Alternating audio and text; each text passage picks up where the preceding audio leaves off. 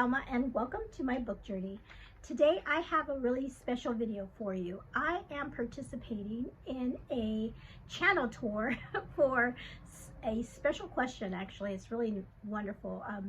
Anne in Search of Wonder has put this together, and she has gotten together a group of booktubers here, Christian booktubers, to talk about a book that has changed our life, our Christian life, and specifically a nonfiction book that she would like us to talk about and share with you all. And then also, there's, like I said, there's going to be several of us, and will have a link to the person next to me, but I'll tell you that after I talk about the book that I've chosen. So I have been a believer. I became a believer as an adult. So I was raised in a faith that believed in God, believed in Jesus Christ, but it was kind of like a works-based system. And so as a child, I was always thinking about all the things I had to do, you know, the lists I had to complete, and I always had this sense of fear, really. I had a sense of fear that I wasn't doing enough, I wasn't good enough, it was really a hard way to live, really. And then I became, like I said, as an adult, I started to read the Bible, and I was born again. So as a new believer, I started to read the Bible for the first time in my life, really deeply. And when Anne talked about this nonfiction book that changed your life, first I was like, well, I don't know if I have one, but then one immediately popped into my head, and I knew I had to share this book. And so the book I'm going to talk about is In the Grip of Grace by Max Lucado. And it's a short book, and I can tell you immediately that this book has stayed with me all these years. And this was one of the first books, this was one of the first nonfiction books I read after becoming a believer. And it was the idea, the theme of grace that really captured me.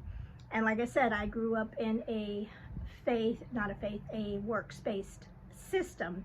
So the whole idea of grace, I didn't know what that was. I didn't have that concept in my faith journey. So learning about grace has been wonderful. And Max Lucado, I will say, talking about his book, is so beautifully written. He's a wonderful author. It opens up, and he's a wonderful storyteller. So the first thing that we read about in the book is a parable that he gives us, the parable of the river. And that is, when I just read that first chapter of the parable of the river, that was so powerful.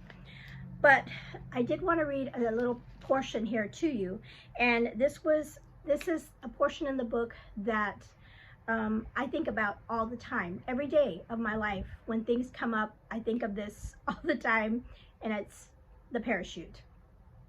I always think of the parachute in my life. So I'm going to quickly read this to you because I think it's really important. Okay, it says, and this is a little story. Like I said, he's a storyteller. It says, here's the scene. You and I and a half dozen other folks are flying across the country in a chartered plane.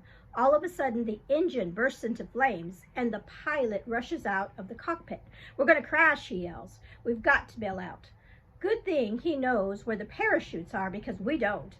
He passes them out, gives us a few pointers, and we stand in line as he throws open the door. The first passenger steps up to the door and shouts over the wind, "Can I make a request?" "Sure, what is it?" "Any way I can get a pink parachute?" The pilot shakes his head in disbelief. "Isn't it enough that I gave you a parachute at all?" And so the first passenger jumps. The second steps to the door. "I'm wondering if there's any way you could ensure that I won't get nauseated during the fall?" "No, I can, but I can assure you that you will have a parachute for the fall." Each of us comes with a request and receives a parachute. "Please, Captain," says one, "I'm afraid of heights. Would you remove my fear?" "No," he replies, "but I'll give you a parachute." Another pleads for a different strategy. Couldn't you change the plans? Let's crash with the plane. We might survive. The pilot smiles and says, you don't know what you are asking, and gently shoves the fellow out the door. One passenger wants some goggles. Another wants boots. Another wants to wait until the plane is closer to the ground. You people don't understand, the pilot shouts as he helps us one by one. I've given you a parachute. That is enough.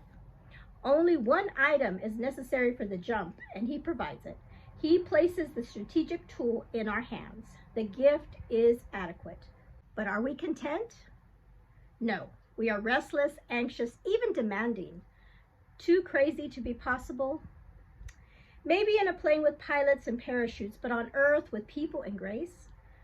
God hears thousands of appeals per second. Some are legitimate. We too ask God to remove the fear or change the plans. He usually answers with a gentle shove that leaves us airborne and suspended by his grace. Because all we needed is a parachute. And that is a little story that when things happen that have happened in my life during the years, I always remember I have the parachute. I have the Lord, and his grace covers everything. Okay, so that is the book that I want to recommend to everybody. It's In the Grip of Grace by Max Lucado. So this channel tour, I am going to link the next video that you will watch is Sarah Collier's. She is after me. I will link her video below, so you will find out what book she recommends, what book changed her life. And then also I will have the playlist for everyone, so that if you started with me, you can go back, go to Sarah Collier's first, and then after you get to the end, you can go back to the playlist and start at the very beginning. And I hope you enjoy this wonderful, wonderful channel tour about books that changed our lives. And hopefully you find a book that you will want to read. And also in the comments, share a book that has changed your life. We would love to hear it. Thank you so much, and you all have a blessed day. Bye-bye.